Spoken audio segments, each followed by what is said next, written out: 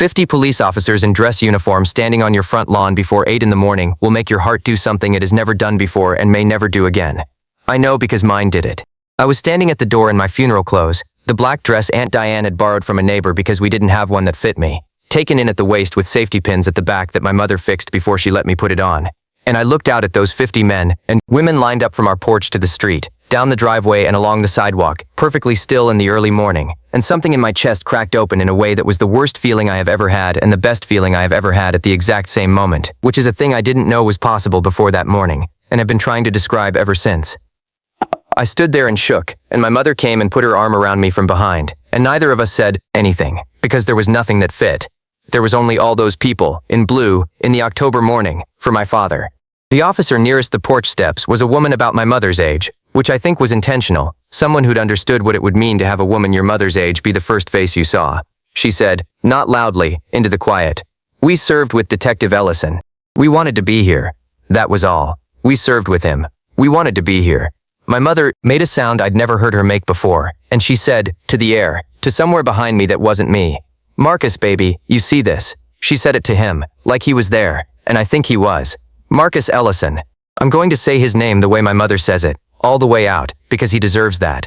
He was a police officer for 19 years, a detective for the last 7, a man who put on a uniform every day in a precinct that was understaffed and underfunded, and who did it anyway, not because he was naive about what the job was, but because the neighborhood he worked in was the same neighborhood he grew up in, and he believed, fundamentally and with a stubbornness that my mother called infuriating, and that I called my favorite thing about him, that it mattered who showed up.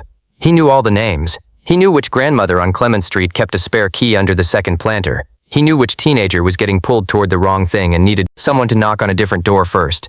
He was not a saint. He was a man who got tired and short-tempered and brought that home sometimes the way all men do. But he showed up. Every shift, every year, 19 years, he showed up. He died on a Tuesday in September.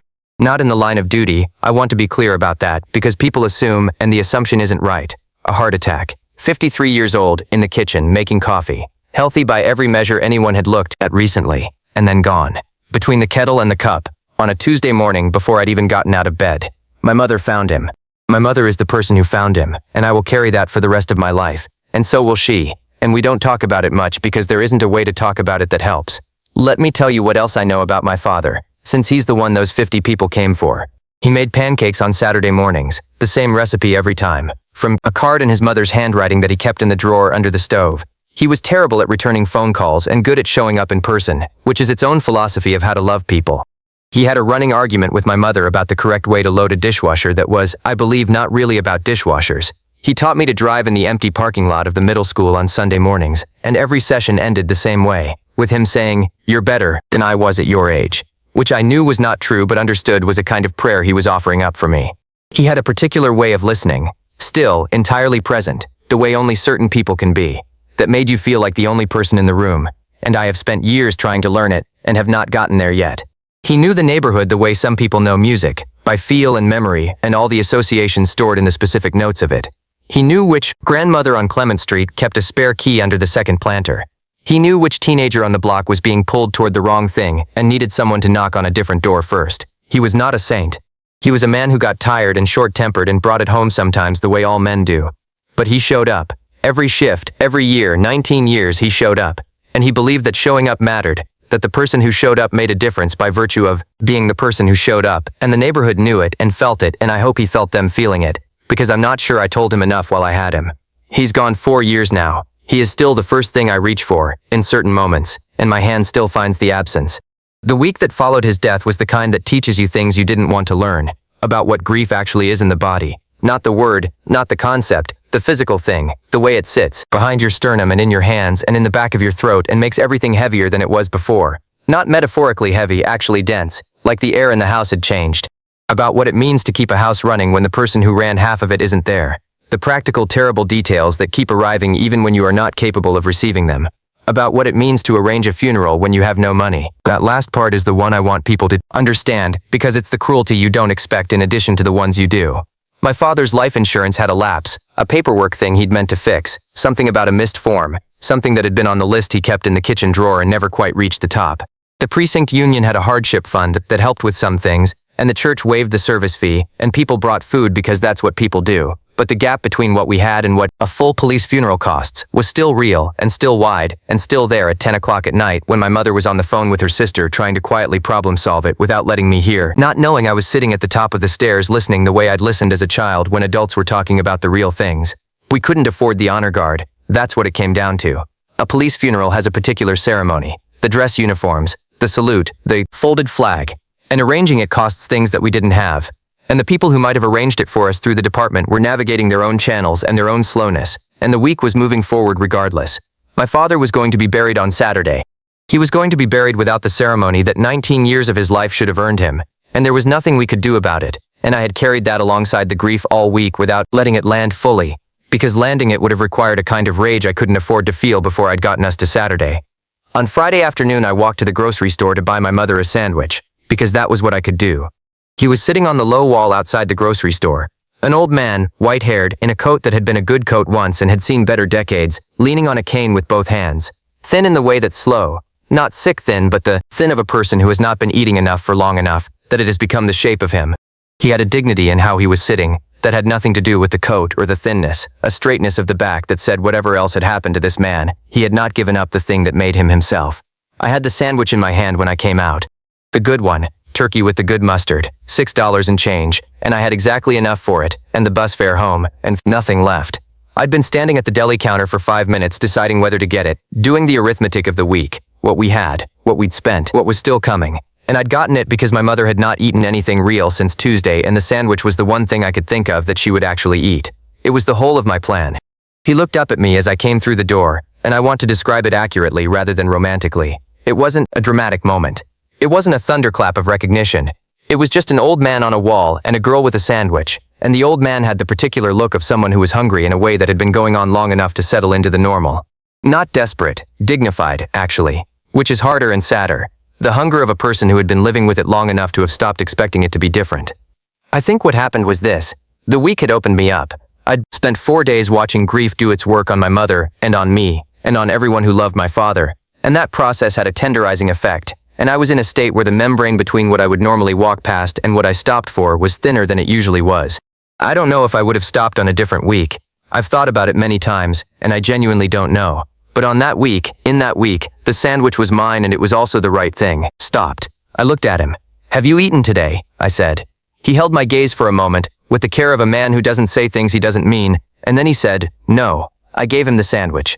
I sat with him on the low wall while he ate. Not because I thought he needed company, but because the going away felt wrong and the sitting felt right, and because the week had emptied me enough that sitting in the thin October sun next to a stranger was about all I had the capacity for. And sometimes that's enough. He ate slowly, carefully, the way you eat when you're hungry but you're also grateful and you don't want to be done with the thing. When he finished, he folded the paper wrapper very precisely, and he looked at me, and he asked the question I wasn't expecting. "You're in mourning," he said, not a question. I'd forgotten that I was still wearing the one black thing I owned. The cardigan I'd had on since Tuesday. "My father," I said. "He passed on Tuesday." He went very still, and then he said, "What was your father's name?" It's a strange question for a stranger to ask. I answered it anyway, the way you answer strange questions in strange weeks. Marcus Ellison. What happened in that old man's face I can't fully describe, because it was too much happening too fast. Recognition, and grief of his own, and something else. Something that sat behind the other two, some kind of reckoning. He said nothing for a moment. Then he said, "Officer Ellison, on the 3rd precinct." "Detective," I said, without thinking. "Detective," he said, with the correction landing on him in a way that told me he felt it. I didn't know. He said it twice, very quietly, the second time to himself. He told me his name was Harlan. He didn't offer a last name. I didn't ask. He asked me where the service was, and when, and I told him, and then my bus was coming and I said goodbye and walked to the stop and rode home empty-handed, and told my mother I'd drop the sandwich. Because sometimes the true thing is impossible to explain to a person who needs protecting. Awesome, subscribe right now if you want to see how this ends, because what happened on that Saturday morning changed how I understand everything. Love and loss, and the way that the people who give themselves to a place or a job or a neighborhood send something out into the world that keeps moving long after they're gone. And if you've ever been on the receiving end of something you didn't know you were about to receive, something that arrived the moment before you'd given up on a particular kind of good existing in the world, this one is for you. Stay through to the end.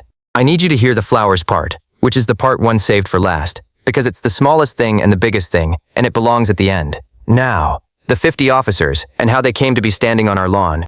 I learned the whole story later, in pieces, and I'm going to tell it to you, assembled, because living it in pieces was one thing and understanding it assembled is another.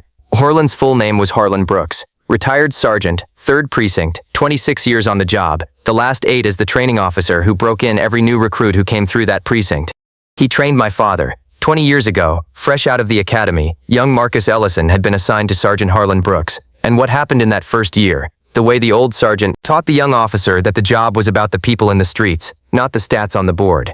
The way he took him into every corner of that neighborhood and introduced him, name by name, grandmother by grandmother, to the community he'd be serving, had shaped the detective my father became.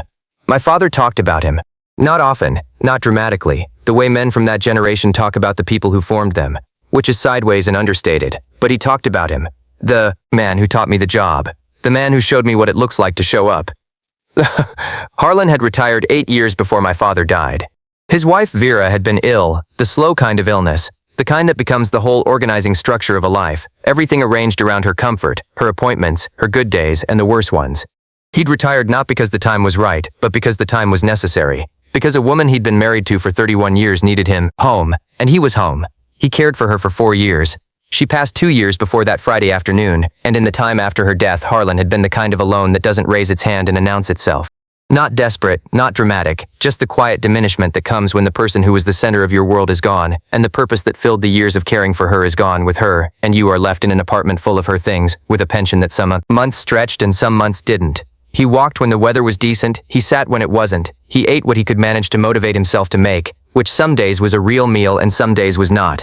The pension was enough, technically, by the metrics that pensions are measured against. The life it was paying for was a narrower life than the one Vera had inhabited. He'd lost his thread to the precinct somewhere in Vera's illness, the calls had gotten fewer, and then fewer still, and he'd told himself it was fine, that he was giving the active officers space, that they didn't need an old man calling to ask about people they barely remembered. He told himself a lot of things, the way people do when the alternative is the truth of the thing, until a girl in a black cardigan gave him a turkey sandwich and told him that Marcus Ellison was gone. What Harlan Brooks did that Friday evening and Saturday morning is the part one still think about when I need to remember what it means to actually show up, as opposed to feeling bad about something and calling it grief. He went home and he made phone calls. From a list he'd kept in a small book by the phone, the kind of list that shortens over the years as people move away or fall away or pass. He worked through it name by name. Retired officers, active officers, people who'd trained under him when he was the training sergeant, people who'd been rookies when Marcus Ellison was a rookie and had grown into senior officers alongside him. People who'd heard the name Marcus Ellison for years without knowing him personally but who knew what Harlan Brooks meant when he called. He didn't pretend the list was longer than it was. He'd been out of the loop for 8 years, and 8 years of quiet and grief had thinned the threads, but the threads that remained, he pulled. He told them about my father plainly and specifically, the way a man who has known many officers talks about the particular ones who mattered, what kind of cop he was, what he'd done with the year Harlan had trained him, who he'd become after. He told them the service was on Saturday morning. He told them what he needed. He didn't sleep, I don't think, that Friday night. I've asked him about it since and he deflects in the way men of his generation deflect, which is to say he changes the subject, but I know it in the way I know other true things, that he sat in his apartment with the phone and the list and the memory of a young officer who had once asked him too many questions and he had loved him for it, and he did the only thing he had left to give. 50 officers came. 50 men and women, dress uniform, some of them from other precincts, 2 from another county entirely, who'd heard through the chain of calls, lined up on our front lawn at 8 in the morning, silent and formal, for a man whose family couldn't afford the ceremony. When I came to the door and saw them, one of them, a woman about my mother's age, nearest the porch steps, said, "We served with Detective Ellison. We wanted to be here. That was all. We served with him. We wanted to be here." I don't know if you've ever tried to say thank you for something that is larger than the capacity of thank you to contain, but I tried that morning and I couldn't. My mother came and stood beside me, and she put her hand over her mouth the way she does, and she looked at all those people and she said, very quietly, "Marcus, you see, this." And she said it to him, not to me, which tells you everything about who my mother is and what she believed, and I believe it too, that he saw it. Harlan was at the back of the line, dressed in an old uniform that had been pressed until it remembered what it was supposed to look like, his back as straight as it had been on the wall outside the grocery store. I saw him before my mother did. He nodded at me, just once, and I understood, in the way you understand things you can't fully put into language, what the nod meant. Asterisk, I knew him. I owe him this. I could not let him go without this. The service was, I don't have the right word, full, maybe. Full in a way that a small service in a church on Maple Street had no right to be, by ordinary measures. The pastor who'd known my father since he was a teenager stood up and told stories that made the whole room laugh and then made the whole room silent in a way that's different from the silence before laughter, heavier and more real. My mother's sister sang. The 50 officers sat in the pews and stood at the walls, and at certain points in the service I looked at them and thought, my father lived a life big enough that 50 strangers wanted to be in this room. There is no measure for that. There is no way to put it in a lapse of insurance paperwork column. When we carried him out, the officers lined both sides of the walkway from the church door to the hearse, and each one saluted as we passed, and my mother held my hand so hard I lost the feeling in my fingers, and I was glad. I needed something that real to hold on to. They buried him with his badge. I didn't know until the graveside service, when the presenting officer folded the flag in that precise formal way and passed it to my mother, and alongside it a small box. My mother looked at me when she opened it, because we both knew what should be in a box like that, and we both knew it had been missing. The badge. My father's detective shield, which had not been in the house when we looked for it, which had been one of the small, quiet devastations layered inside the larger one, that we might have to bury him without the badge he'd worn for 19 years. Someone had found it, or known where it was, or gotten it through channels I didn't understand then, the quiet, efficient understanding that passes between people who have served together, the things they know how to do for each other that nobody writes down because it doesn't need to be written, it's just known.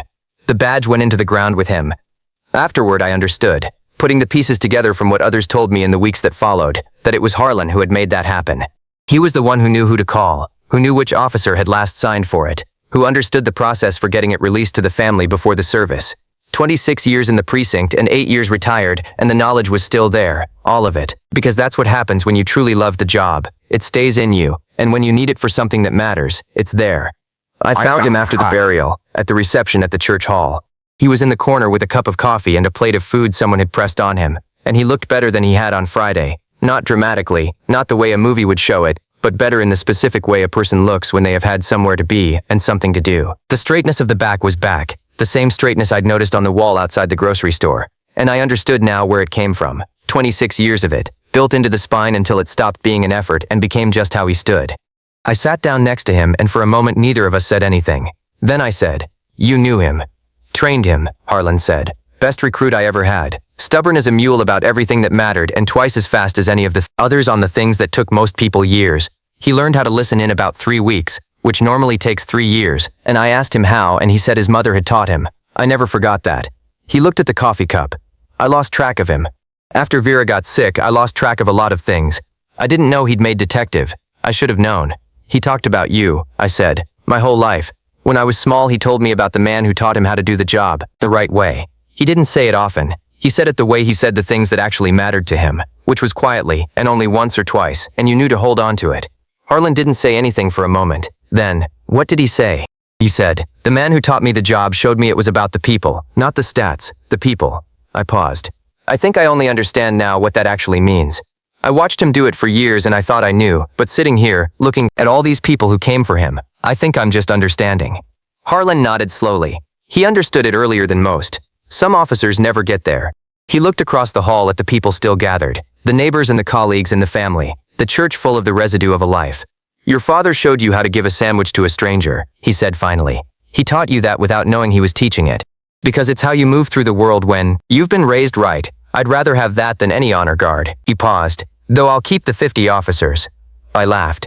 The first real laugh since Tuesday, and it surprised me so much I put my hand over my mouth, and Harlan smiled at it. And we sat in the church hall in the October afternoon, while around us my father's people talked and ate, and Harlan told me about young Marcus Ellison, the one I'd never gotten to know, the nervous academy graduate who asked too many questions and learned too fast and grew into the kind of officer that 50 strangers wanted to stand at attention for. I carried every story home. I still have all of them. There is one more thing I want to tell you, and it's the thing that took me the longest to understand about all of it. After the reception, my aunt told me that the flowers on the altar at the service, the white ones, the bouquets and the large vases that my mother had assumed were from the precinct, weren't from the precinct. Nobody at the precinct had ordered them. My aunt had figured it out only by asking the florist, who'd been called the previous evening by an older gentleman, who'd paid by card over the phone, who'd asked for white, specifically white, and asked that they be delivered before 11 on Saturday morning. White. My mother's favorite. Which was a thing that Harlan could only have known if someone who knew my mother had told him. And the only person who knew my mother well enough to know what she liked was my father. Which means my father had mentioned it. At some point in 20 years of knowing Harlan, the white flowers his wife preferred. The way men mention the small true things about the women they love, sideways and in passing. And Harlan had kept it, the way he'd kept everything.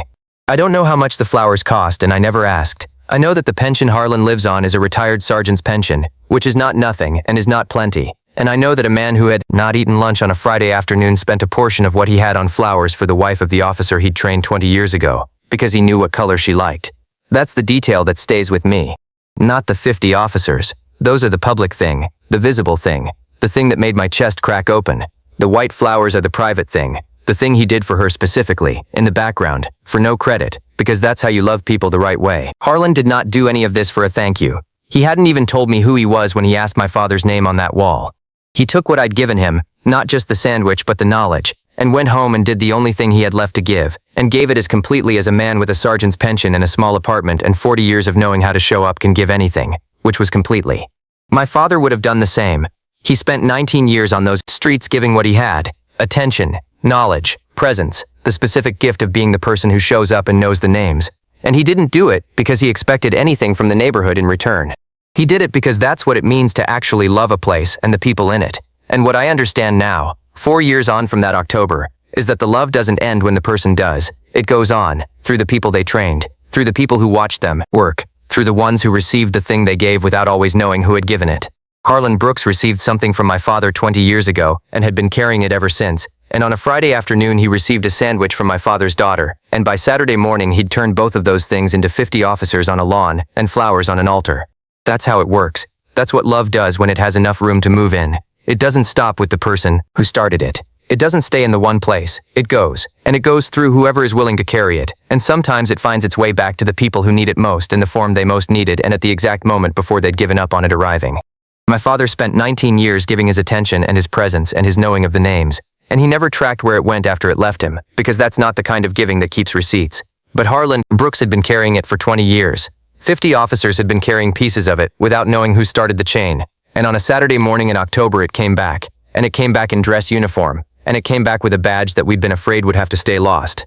I've been thinking about this for 4 years. And here is what I've decided is the most true version of what I understand.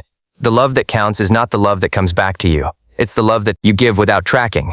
The sandwich on the wall, the training year you give a nervous rookie, the 19 years you show up for a neighborhood, and it goes out into the world and you let it go. And you don't know where it moves. But it moves. It keeps moving through the people it touched, and they touch other people, and the chain is longer than you'll ever be able to see from where you're standing. And sometimes, on the right day, in the worst week of somebody's life, 50 people show up on a lawn because the love found its way there. You don't control that, and you can't plan it, and you won't know in advance when it's coming. But it comes. So give the sandwich, give the year of attention, give the showing up, the knowing the names, the opening of the door when the knock is soft. Don't keep the receipt, just give it, and let it move. Here's what I want to ask you, and I'm putting it at the end because I want you to sit with the whole story before you answer. Tell me in the comments about a time when something came back to you. Not the big dramatic ones, the small quiet ones. The moment when you gave something when you had almost nothing to give, and somewhere down the line it came around again in a form you didn't expect. Those stories need to be told. The world runs on them, whether we know it or not, and I'm going to be reading every one. And if you're in the week right now where you've given everything you have and nothing is coming back yet, stay. The love moves in circles you can't always see from inside them. It's still moving. It was still moving when my father died, through every person he'd ever stopped to see. It's still moving through Harlan Brooks, who is doing better now, who I check on, who I will check on for the rest of my life because some people you don't walk away from after they stand on your lawn for your father. Harlan is doing better now. I want you to know that, because it matters to how the story lands. I check in with him every few weeks, more often in winter, because the winter is hard on people who live alone and have been doing it for a while. He's reconnected with some of the precinct people, the ones who came to the service and remembered him and reached out after. He's eating. He still has the apartment full of Vera's things, and I think he always will, and I think that's fine. Some things you don't clear out, you just live alongside. He told me last spring that the Saturday was the best day he'd had since before Vera got sick, which is a complicated thing to say about a funeral and which I understood exactly. The sandwich started it, that's true. But what started is not a story about a sandwich. It's a story about a retired police sergeant who spent 26 years training officers to love the neighborhood, and trained one of them so well that his daughter, in the worst week of her life, stopped on the way home to feed a stranger. And that stranger happened to be the man who'd trained her father. And the love that had been moving in a circle for 20 years came around in white flowers and 50 pairs of dress shoes on a lawn in October. And it came around in a badge in a small box. And it came around in a laugh I hadn't been able to find since Tuesday. Give the sandwich. Let the love move. That's all. That's the whole thing.